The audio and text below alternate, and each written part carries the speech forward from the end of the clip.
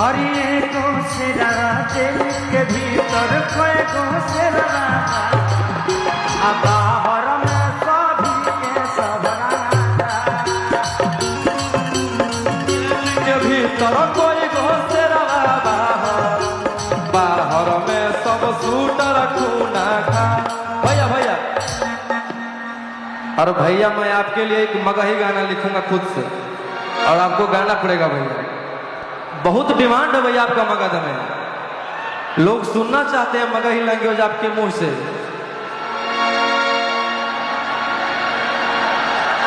ओ मेरे ढोल सजना तू अब हार गया कि अपनी गलती से बेउर कारागार गया।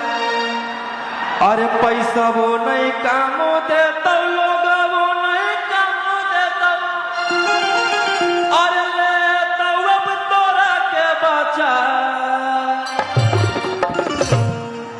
जहिया बेल लेके आइबो